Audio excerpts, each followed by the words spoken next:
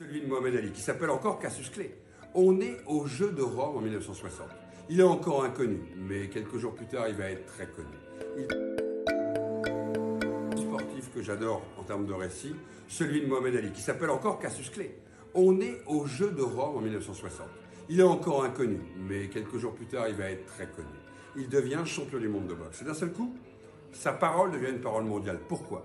Parce qu'être sportif, gagner la médaille d'or, ça vous donne quelque part la possibilité de prendre la parole dans un monde de médias qui ne vous appartient pas en temps normal quand vous êtes une minorité.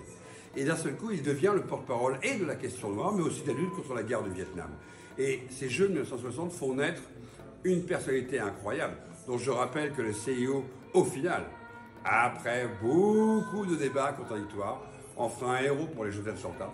Il portera la flamme pour la mener au plus haut pour ces Jeux qu'il allumera à sa manière, avec un moment qui est d'une émotion incroyable, comme étant aussi un des héros du stade.